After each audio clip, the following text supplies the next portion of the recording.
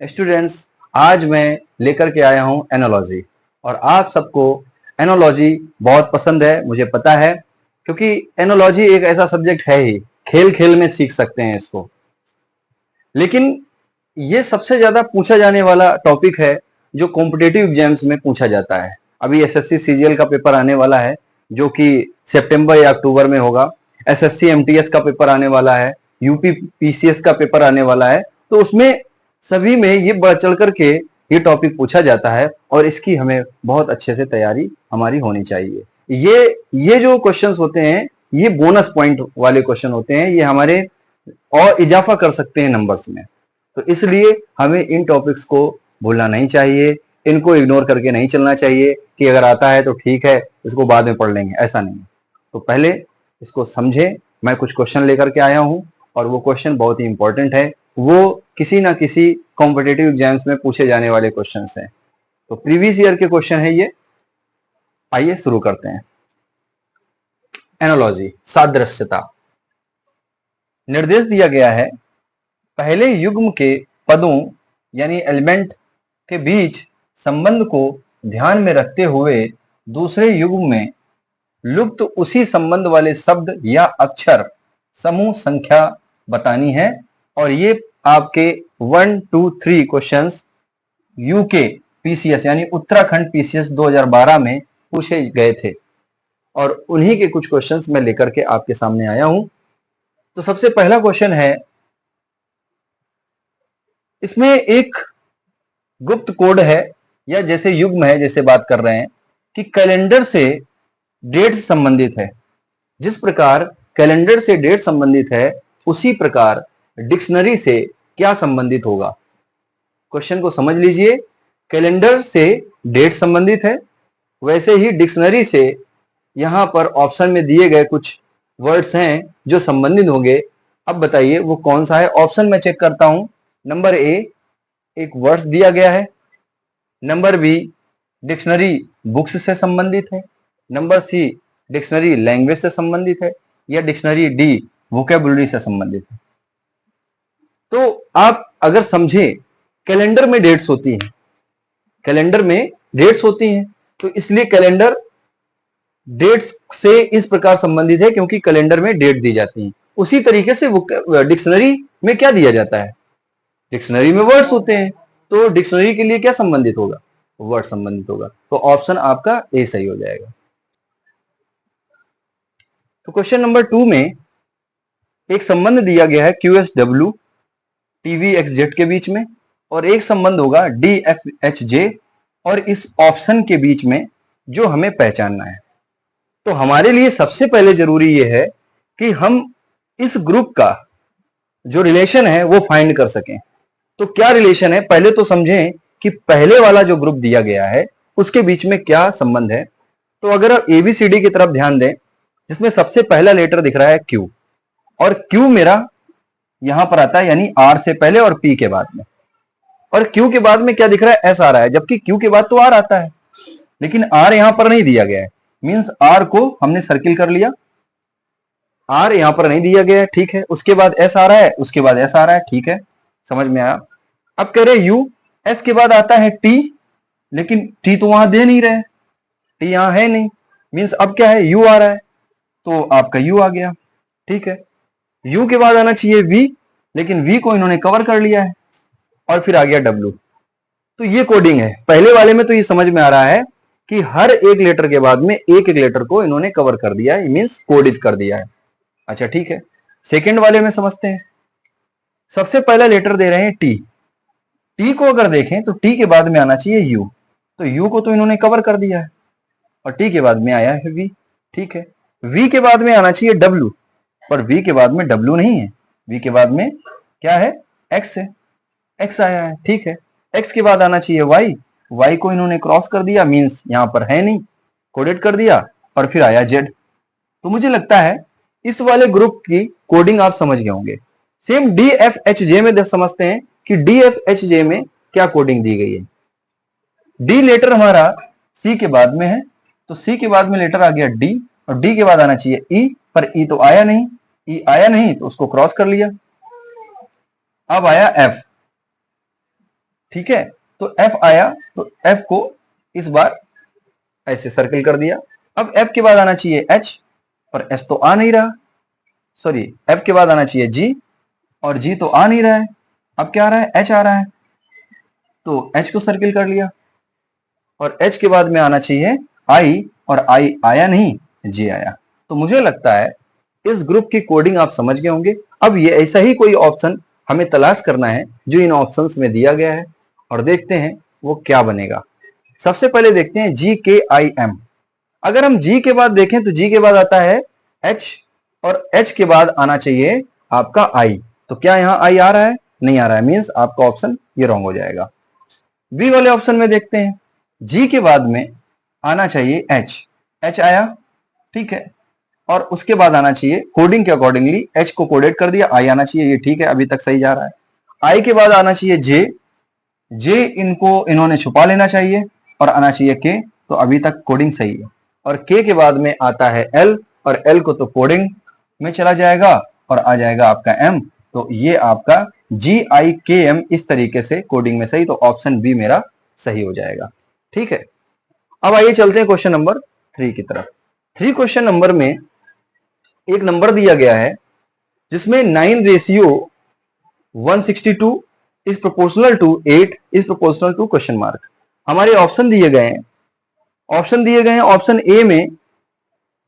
Option A में अगर हम देखें तो आपका 162 दिया गया है, जबकि ऑप्शन बी में 128 दिया गया है और ऑप्शन सी में 96 है और ऑप्शन डी में आपका 112 है। ठीक है, ये दिया गया है। अब इसमें हमें कोडिंग समझनी है कि क्या कोडिंग है। अब ये बताइए 9 का इससे क्या संबंध हो सकता है।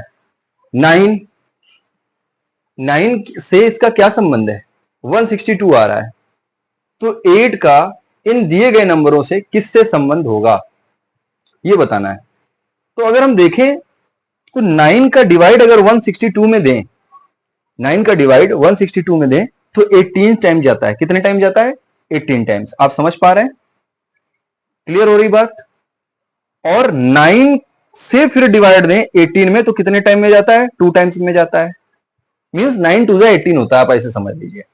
सेम इसी तरीके की कोई यहां पर कोडिंग होगी कि अगर 9 का डिवाइड 162 में दिया है तो 18 आया, मींस हमें वो नंबर पता करना है जो कि इसमें मल्टीप्लाई कर दें वो नंबर आ जाए, तो नंबर आ जाए। ये तो अगर हम देखें तो 8 का मल्टीप्लाई करने पे ये तो कोई नंबर आ नहीं रहा, 8 का डिवाइड इसमें देंगे तो क्या हो जाएगा, देखते हैं। 8 का डिवाइड देते हैं, 8 का डिवाइड इसमें 8 2 16, तो ये तो नहीं, कैंसिल होगा, तो आपका ये ऑप्शन नहीं होगा।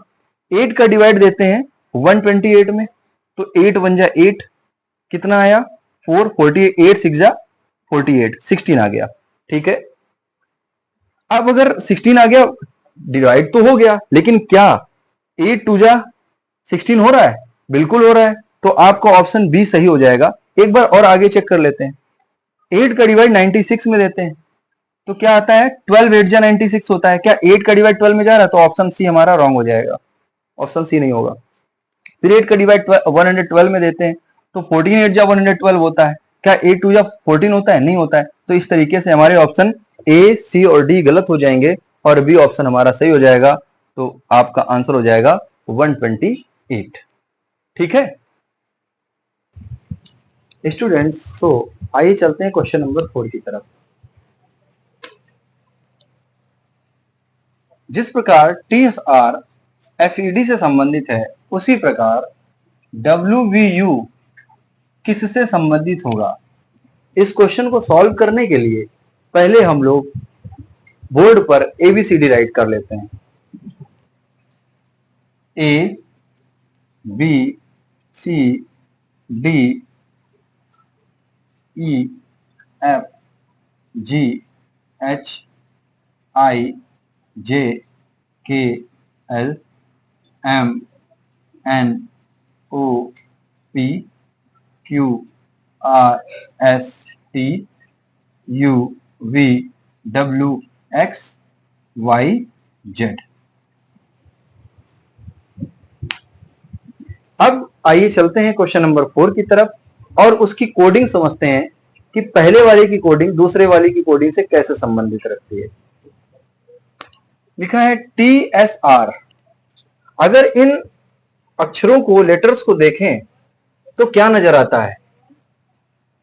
अल्फाबेटिकल ऑर्डर में अगर देखें तो R के बाद S आता है, T आता है। इसी प्रकार दूसरे को देखें तो D, E, F आता है। तो अब इसमें आ रहा है U, V, W। तो अपने ऑप्शन को चेक करते हैं, क्या कोई ऐसा है? अगर मैं इधर से देखता हूं तो B, A, C, तो ये तो रॉन्ग हो जाएगा। यहां पे B था तो यहां C आना चाहिए, यहां D आना चाहिए था, तो ये तो गलत हो गया। K, L, M, तो ऑप्शन B तो नजर आ रहा है, यानी ये ऑप्शन हमारा सही होगा। S, Q, P, तो ये तो ऑप्शन गलत हो गया। और H, F, G, ये भी ऑप्शन गलत हो गया। तो इस प्रकार ऑप्शन नंबर बी हमारा ठीक होगा। ठीक है। अब क्वेश्चन नंबर 5 क्या दे रहा है? कह रहा है 23:72 इज प्रोपोर्शनल टू 38 और इज रेशियो क्वेश्चन मार्क। अब इसमें क्या ऐसी बात है जो हमें कोडिंग में समझनी है? जिस प्रकार 23:72 से संबंधित है, उसी प्रकार 38 से कौन सा नंबर संबंधित होगा? तो पहले हम देखते हैं कि 23 और 72 में क्या समानता है या क्या कोडिंग है। तो कोडिंग में अगर हम देखें 23 का अगर हम थ्राइस करें, 23 का मल्टीप्लाई करें 3 से, तो 3 3 जा 9 आता है और 3 2 जा 6 आता है। और 69 में 3 को ऐड कर दें तो 72 आता है। आप समझ पा रहे हैं? अब 38 का थ्राइस करिए तो 3 8 जा 24 और 3 3 जा 9, 9 प्लस 2 11 होता है, मीन्स 114 होता है। और जिस प्रकार इसका थ्राइस करने पर और इसमें 3 ऐड किया, वैसे ही इसका थ्राइस करने के बाद में इसमें 3 ऐड कर देंगे तो नंबर हमारा 117 बनता है। 114 प्लस 3। तो ऑप्शन में चेक करते हैं हमारा 117 किस ऑप्शन पे है। तो ए ऑप्शन तो हमारा रॉन्ग है। बी ऑप्शन में 117 नजर आता है, तो ये वाला ऑप्शन सही हो जाएगा। Option number C, option number D ये रॉन्ग हो जाएंगे। ठीक है, समझ में आया? बहुत ही इंटरेस्टिंग क्वेश्चन है और ये क्वेश्चन आपका एसएससी सीजीएल में आ चुका है 2013 में। अब क्वेश्चन नंबर 6 में देखें, एक वर्ड दिया गया है MIKE जो कि OGMC से किसी प्रकार संबंधित है, और एक है CIAD जो कि इन ऑप्शन में से किसी एक से संबंधित है। तो कहना समझना यह है कि पहले वाला ग्रुप में जो 2 वर्ड दिए गए हैं वो किस प्रकार से संबंधित है। तो बाकी का हम लोग समझ जाएंगे कि ये किससे संबंधित है। सो आइए देखते हैं, ट्राई करते हैं कि क्या इसमें संबंध है। अगर हम देखें माइक की तरफ तो अपने लेटर्स में ध्यान दें कि M और I कितने लेटर के बीच का गैप है, और फिर K और E, OGMC। ठीक, अच्छा ठीक है। अगर देखें M से O कितने टाइम में आ रहा है? M के बाद आता है N और फिर आता है O। तो O को हमने हाइड कर लिया। इसके बाद में I के बाद में आता है क्या? I के बाद में क्या आता है भाई? देखो I कहां है? I ये है, और I के बाद आता है कि J आएगा, MNO, GHI। तो M के बाद आता है O, और फिर चलते हैं I के बाद में G है, लेकिन I के पहले G है। I से G कितने पहले है? यानी कि उल्टा चला गया, यानी विपरीत चला गया, फिर G मिलता है। तो ये इधर से माइनस हुआ, यानी किधर की ओर चला? इधर की ओर चला, इधर। तो ये इधर से +1 हो रहा है, +2 हो रहा है, और ये इधर से +2 हो रहा है। ठीक, अब की बार देखते हैं। अब K देखो, K के बाद में अगर हम देखें, K के बाद आता है M, लेकिन K के बाद M कितने लेटर के बाद आता है? अगर हम एल को हाइड कर लें तो आपका आ जाता है के के बाद में एम, ठीक है। और अगर हम इसी तरीके से सी के साइड में ही चलें तो सी के बाद में डी आता है, डी को हाइड कर लें और ई की तरफ चलें तो ये भी इसी तरीके से हो जाता है। तो सेम मुझे लगता है इसका कोडिंग आपको समझ में आ गई। सेम इस वर्ड को भी अगर देखें और हम लेटर बनाएं अपना तो क्या बनता है, सी के बाद में अगर हम प्लस करें, सी के बाद में एक लेटर छोड़ें डी और डी के बाद आता है ई, तो हमारा यहां पर क्या आएगा, यहां आएगा ई। और फिर सेकेंड टाइम में वो पीछे की तरफ चलता है, पीछे की तरफ। तो आई जो है वो अपने आगे की तरफ चलेगा या पीछे की तरफ चलेगा, आई जो है वो पीछे की तरफ चलेगा। तो आई तो ऑलरेडी जी की तरफ चलेगा क्योंकि यहां पे भी आई था और यहां पे भी आई है, तो मींस ईजी आ गया। अब ए है, अब ए भी आगे की तरफ चलेगा, मींस कहने का मतलब है एक लेटर को हाइड कर लेगा। तो ए के बाद आता है बी, बी हाइड हो जाएगा, तो फिर क्या नंबर आएगा, क्या लेटर आएगा, सी आएगा। तो यहां पर आ जाएगा सी। और फिर आ गया डी, ए के बाद आ गया डी और डी जो है वो पीछे की तरफ चलेगा और डी के पहले जो लेटर आता है वो आता है सी और सी से जो पहले आता है वो आता है बी। तो मींस आपका आंसर होना चाहिए ई जी सी बी। तो ऑप्शन चेक करते हैं, पहला है ए जे सी टी, तो ये रॉन्ग हो जाएगा। बी में देखेंगे ई जी सी बी, ये हमारा आंसर बिल्कुल राइट है। तो इस तरीके से आपका ये भी हम लोगों ने एनालाइज कर लिया और आप लोगों को समझ में आ गया कि कितने प्यारे क्वेश्चन है, इंटरेस्टिंग क्वेश्चन है। बहुत ही सूझबूझ के साथ अगर करेंगे तो क्वेश्चन बहुत ही आसानी से सॉल्व हो सकते हैं। लेकिन पेपर में क्वेश्चन को देखते ही कुछ बच्चे हड़बड़ा जाते हैं, जिसकी वजह से आता हुआ क्वेश्चन, बोनस पॉइंट वाला क्वेश्चन वो छोड़ करके चले जाते हैं या गलत करके चले जाते हैं। अब क्वेश्चन नंबर 7 में 6 किसी प्रकार 18 से संबंधित है, तो बताइए 4 किस प्रकार संबंधित होगा। क्वेश्चन को बहुत ही आसानी से समझिएगा। अगर देखें, क्या देखें कि 6 का टेबल 3 टाइम में पढ़ते हैं तो 18 आता है और 4 का टेबल भी 3 टाइम्स पढ़े तो 12 आता है। तो क्या इसमें कोई ऐसा ऑप्शन है जो 12 नजर आता है? नहीं है। इसका मतलब है कि कोडिंग ये नहीं है कि 6 का मल्टीप्लाई 3 से करो 18 आ जाएगा, तो फिर 4 का भी मल्टीप्लाई 3 से कर दो तो 12 आ जाएगा। तो ये तो कोडिंग नहीं होने वाली है। तो सेकेंड कोडिंग क्या होगी, उसमें अगर देखें कि 6 का मल्टीप्लाई 2 से कर दें, हम 6 का मल्टीप्लाई 2 से कर दें तो कितना आता है, 12 आता है। 6 2 जा 12 आएगा और 12 में कितना ऐड कर दें कि 18 हो जाए। 12 में हम 6 को ऐड कर दें तो 18 आता है। ठीक है, एक तो ये आ गई बात। इसी प्रकार 4 का टेबल 2 टाइम्स पढ़ते हैं क्योंकि 6 2 जा 12 तो 4 2 जा 12, बिल्कुल जैसे आपने इस वाले फंक्शन में किया है वैसे ही आपको इस वाले फंक्शन में करना पड़ेगा। तो 4 2 जा 8, तो 4 2 जा तो 8 हो गया और 8 में हम 6 प्लस करेंगे तो कितना हो जाएगा, 14। कितना हो जाएगा, 14। तो हमारा अगर देखें तो ए वाले आंसर में चेक करें तो 6 आता है, तो ये तो आंसर आपका गलत हो जाएगा। बी वाला भी गलत हो जाएगा, सी भी गलत हो जाएगा और डी आंसर आपका सही हो जाएगा। तो इस तरीके से आपको समझ में आ गया होगा कि कोडिंग और डिकोडिंग या एनालॉजी जो है किस प्रकार हम कर सकते हैं, क्योंकि एक ही ग्रुप में अलग अलग चीजें हो सकती हैं। हम अभी नंबर का हम लोगों ने क्वेश्चन यहाँ किया, यहाँ कोडिंग अलग थी और यहाँ पे कोडिंग अलग है। अब क्वेश्चन नंबर 8, क्वेश्चन नंबर 8 में कहा गया है कि ए बी जो है वो किसी प्रकार जेड वाई से संबंधित है, तो सी डी किस प्रकार संबंधित होगा, क्वेश्चन ये है।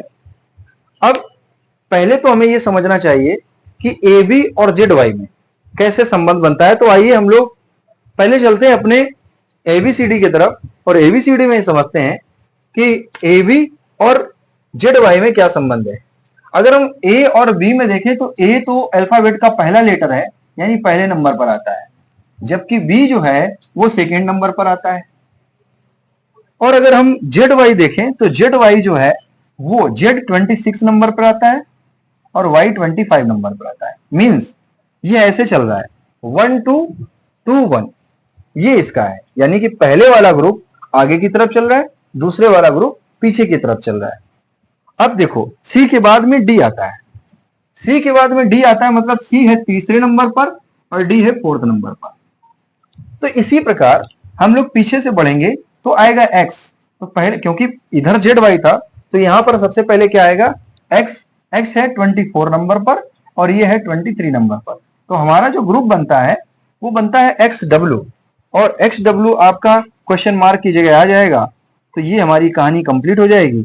और इसमें ऑप्शन हमारा कहाँ है, A B W X U V, ये एक्स डब्ल्यू। तो आपका ऑप्शन नंबर डी सही हो जाएगा और ए बी सी ये रॉन्ग हो जाएंगे।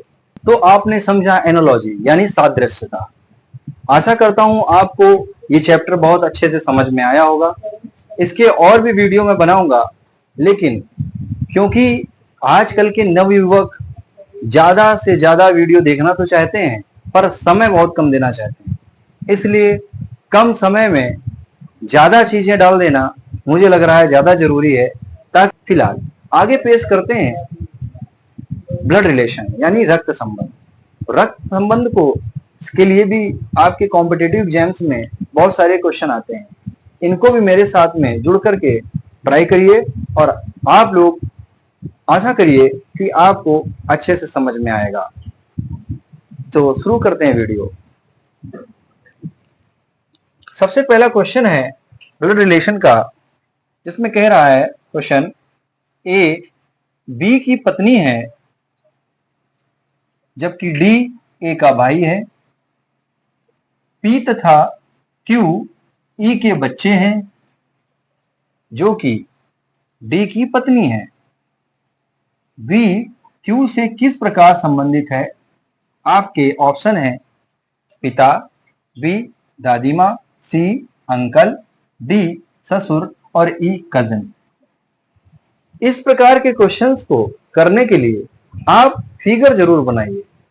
फिगर कैसे बनाते हैं? तो जो पहली बात चल रही है उसके लिए हम क्या करेंगे, क्या बोला गया, ए बी की पत्नी है।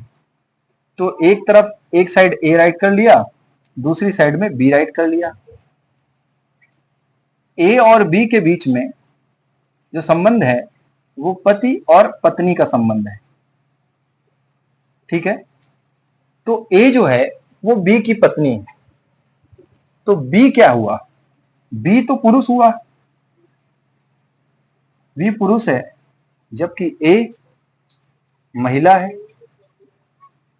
ए बी की पत्नी है, तो ए है ना बी की पत्नी, मतलब ये पत्नी हो गई। चलो ठीक है। इसके बाद आगे की बात क्या हो रही है, लिखा है डी ए का भाई है। अब डी आ गया तो डी ए से संबंधित है, इसलिए डी को इस तरीके से राइट कर लो और सर्किल कर लो। डी और ए के बीच में क्या संबंध है, उसमें संबंध है भाई और बहन का, भाई और बहन का, भाई और बहन का संबंध है। तो ए जो बहन है जबकि डी भाई है, ठीक है। अब आगे की बात क्या है, और ये जो है वो भी एक मेल है, मीन्स पुरुष है, तो इसको भी पुरुष राइट ही कर सकते हो आप, ये पुरुष हो गया। इसके बाद क्या कह रहा है, कह रहा है कि पी तथा क्यू ई के बच्चे हैं। पी तथा क्यू ई के बच्चे हैं, पर ई है कहां, ई का तो कोई मतलब ही नहीं है। तो हम क्या कर सकते हैं, ई कहीं एस्टेब्लिश कर सकते हैं। ई को हमने यहां एस्टेब्लिश कर लिया और कह रहा है पी तथा क्यू ई के बच्चे हैं। तो सीधी सी बात है, हम पी और क्यू को ऐसे बना लेते हैं, एक पी है एक क्यू है जो कि ई के बच्चे हैं, ठीक है। ये दोनों बच्चे हैं, लेकिन ये अभी डिसाइड नहीं है कि पी और क्यू मेल है कि फीमेल है, या पुरुष है और महिला है, ये नहीं पता है। और ना ही ये पता है कि ई एक पुरुष है या महिला है, ठीक है। आगे की बात क्या है, आगे बात यह है कि जो कि डी की पत्नी है। अच्छा, ई के बच्चे हैं कौन, पी तथा क्यू, जो कि डी की पत्नी है। तो डी की पत्नी कौन है, ई ना। तो यही तो समझ में आ रही है। तो डी से ई किस प्रकार संबंधित है, डी जो है वो डी जो है वो ई का पति हुआ, या फिर यूं कह लें कि डी की पत्नी है ई, तो डी तो पुरुष है तो ई तो महिला हो गई। मींस यहां पर पति और पत्नी का ही केस आ गया। ठीक है, ये समझ में आ रही बात। आगे लिखा है कि बी क्यू से किस प्रकार संबंधित है। अब वक्त आ गया है रिलेशन को समझने का।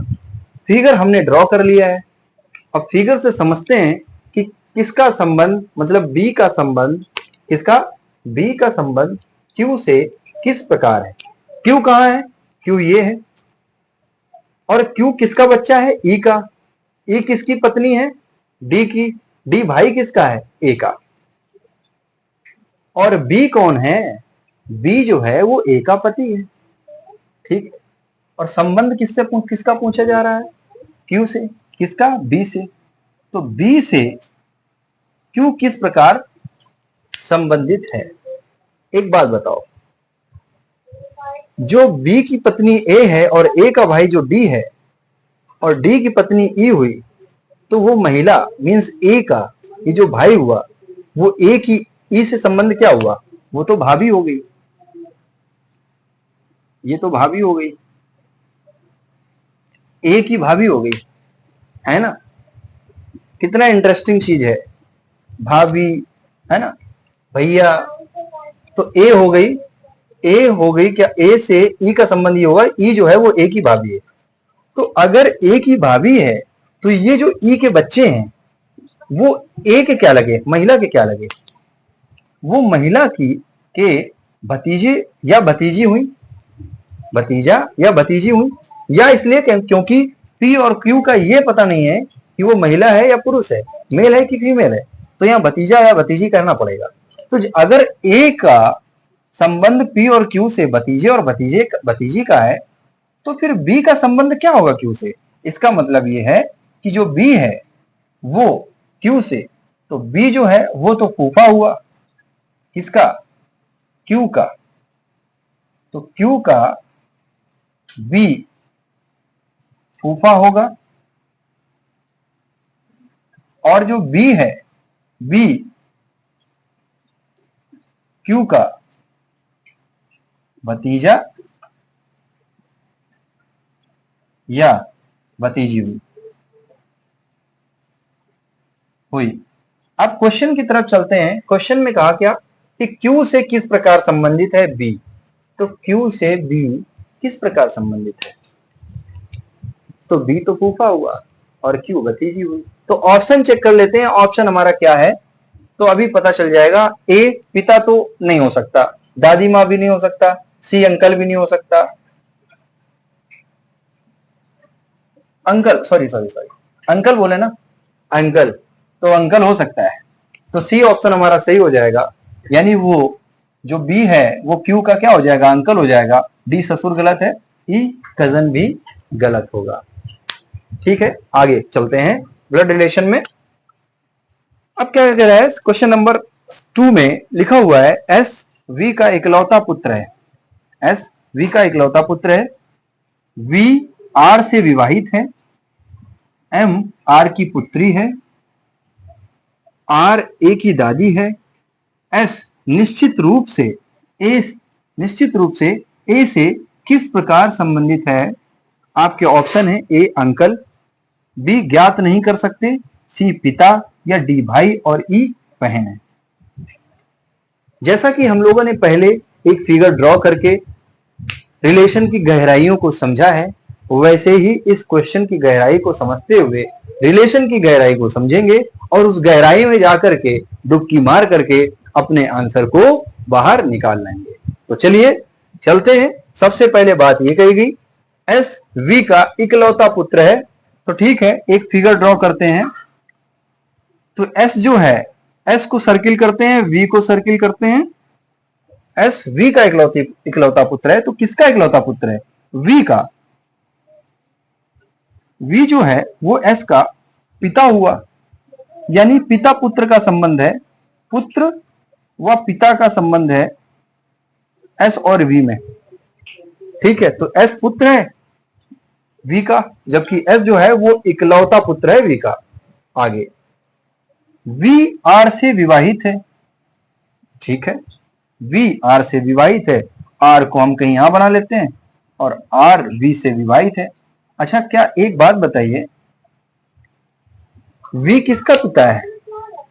एस का ना, और वी आर से विवाहित है, मींस आर क्या हो गई? पत्नी तो होगी ना। वी तो पहले से पुरुष है क्योंकि पिता बोल दिया गया है, तो ये तो पुरुष हो गया, ये उसकी महिला मींस उसकी पत्नी हो गई।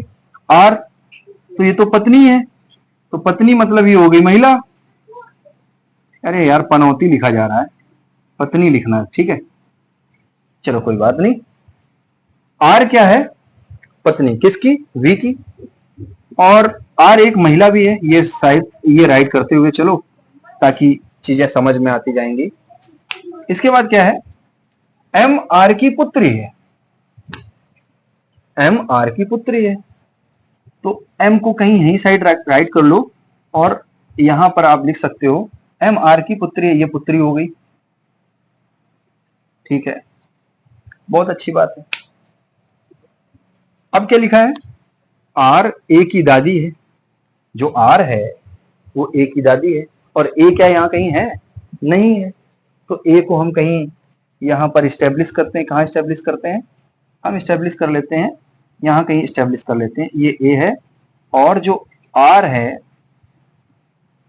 वो ए की दादी है, मतलब ये ए जो है वो महिला और पुरुष अभी कोई पता नहीं है, लेकिन आर का पता है, वो दादी है, दादी है आर ए की, ठीक है।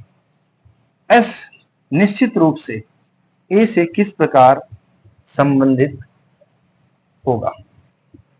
पहले इसको एनालाइज ये करो कि एक बात बताओ कि जिस प्रकार एस जो अपने पिता का इकलौता पुत्र है और वी आर से विवाहित है, मींस वी आर की पत्नी है, सॉरी आर वी की पत्नी है, और आर की एम जो है वो पुत्री है, तो फिर वी का एम से क्या संबंध है?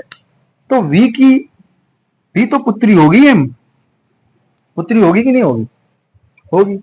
फिलहाल हमारा रिश्ता पता करना है, ए से है, तो जिस प्रकार आर जो है ए से क्या संबंध है? ए दादी है, ए दादी है आर की, और आपका पूछा क्या गया है? एस निश्चित रूप से ए से किस प्रकार संबंधित है,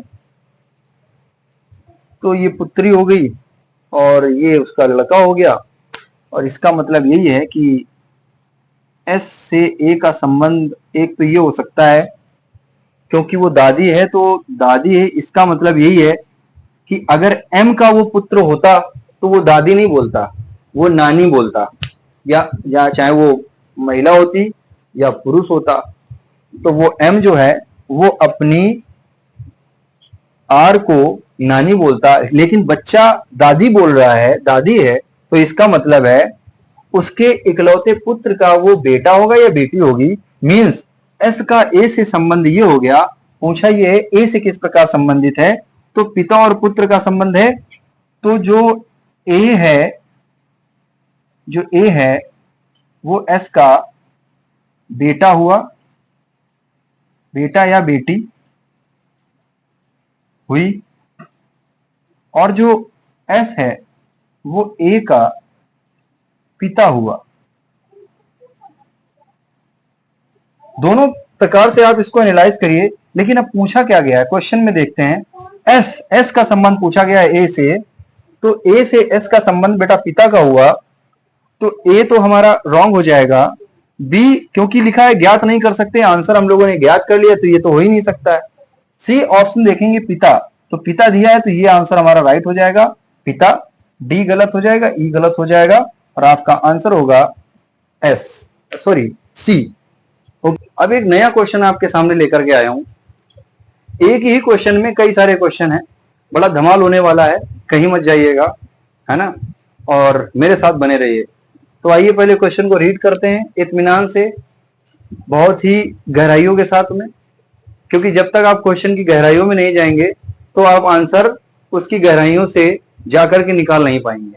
इसलिए पहले रीड करते हैं क्वेश्चंस, और क्वेश्चन को रीड करने के बाद में एक फिगर को ड्रॉ करेंगे। फिगर को ड्रॉ करने के बाद में उसमें रिलेशन को समझेंगे और अपने ऑप्शन पे जाकर के आंसर को फाइंड कर लेंगे। So question number 3, D P का पुत्र है, पी एम की पुत्री है, एस का विवाह एम के साथ हुआ है, बहुत अच्छी बात है। आर तथा एच एस के बच्चे नहीं हैं, डब्ल्यू एच का पति है, जबकि के डब्ल्यू का पुत्र है। ठीक है, ये क्वेश्चन है।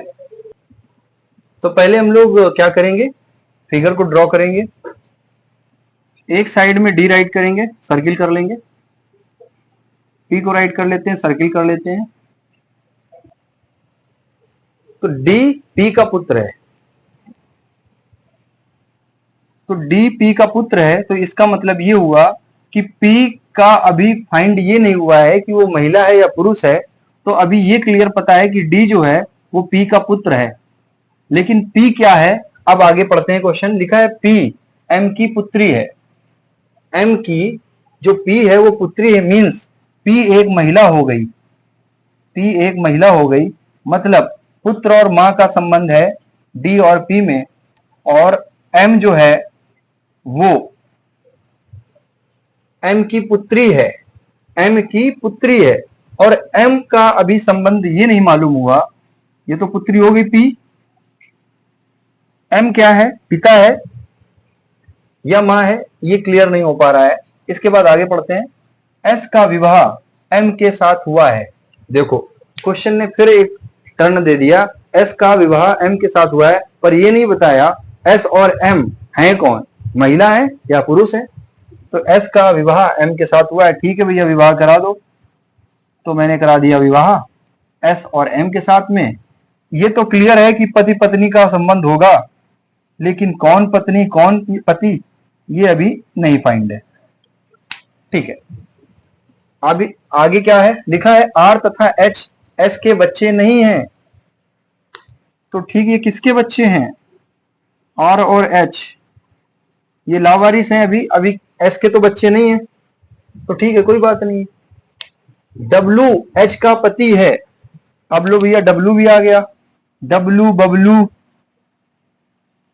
डब्लू जो है वो किसका पति है, एच का पति है, तो एच क्या हो गई, पत्नी, मीन्स ये हो गई महिला, ये महिला हो गई, और डब्लू पति हो गया। अभी आर एस डब्ल्यू जो है वो बिल्कुल अभी अलग है। अब हम क्वेश्चन आगे पढ़ते हैं। पहला क्वेश्चन पूछा गया, यदि एम का कोई पुत्र नहीं है, कहा एम का कोई पुत्र नहीं है, ठीक, कोई पुत्र नहीं है, तब आर डी से किस प्रकार संबंधित है, आर कहां है, ये है, और डी से किस प्रकार संबंधित है, ये थोड़ा सा क्वेश्चन यहां पे टर्न कर दिया गया है। एम के साथ मिले तो अगर हम एम का ही दोनों पुत्रियां बना दें, क्योंकि उसमें कहा है कि कोई पुत्र नहीं है, तो अब क्या हो जाता है संबंध कि पी और आर और एस तीनों बहनें हो गई, तो डी जो हो गया, डी का पुत्र है डी, तो इस प्रकार डी का आर से क्या संबंध हुआ, यानी कि वो उसकी मौसी हो गई, मौसी हो गई ना। तो इसका मतलब है मौसी तो यहां दिया नहीं, आंटी दिया है, तो आंटी आपका क्या हो जाएगा, आंटी सही हो जाएगा, आपका आंसर होगा आंटी। ठीक है, नंबर 2, डी के से किस प्रकार संबंधित है। अब यहां के तो दिया नहीं गया है, के दिया गया है क्या, डी के से किस प्रकार संबंधित है, क्या मैंने एक चीज नहीं बनाई है क्या, उसमें लिखा है के डब्ल्यू का पुत्र है। यहां पर आंसर ये क्वेश्चन में अगर देखें, के जो है वो डब्ल्यू का पुत्र है, तो ठीक है के को भी शामिल कर लिया जाए, के जो है वो डब्ल्यू का पुत्र है, ठीक है। और ये दोनों बहनें हो जाएंगी। और पूछा क्या गया है, डी, डी कहाँ है, ये डी के से किस प्रकार संबंधित है, तो के जो है वो कजन हो जाएगा। अगर आप देखें आर जो आंटी है, उस आर की जो एच है वो बहन है, तो डी की तो एच भी आंटी हुई, और आंटी का जो बच्चा हुआ यानी के, वो क्या होगा, कजन होगा। तो आपका आंसर कजन होगा। इसमें देखो कहीं कजन दिया है, ए गलत हो जाएगा, बी सही है, कजन है, तो सी गलत है, डी गलत है और ई गलत है। इसके बाद नंबर 3, तो क्वेश्चन हमारे ये भी हो गया। नंबर 3 में अगर देखें तो डब्ल्यू पी से किस प्रकार संबंधित है, डब्ल्यू पी से किस प्रकार संबंधित है। देखो भाई डब्ल्यू कहाँ है, ये है डब्ल्यू, ये डब्ल्यू है और ये पी, तो डब्ल्यू से पी किस प्रकार संबंधित है। भैया डब्ल्यू क्या हुए, पी के जीजा जी हुए।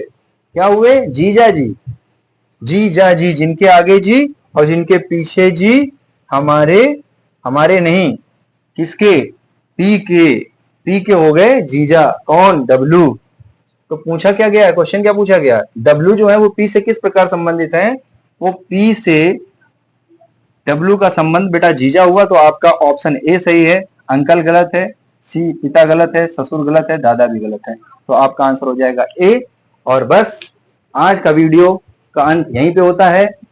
आने वाले समय में मैं फिर से एक वीडियो लेकर के आऊंगा जिसमें सिर्फ और सिर्फ ब्लड रिलेशन के ही क्वेश्चन होंगे।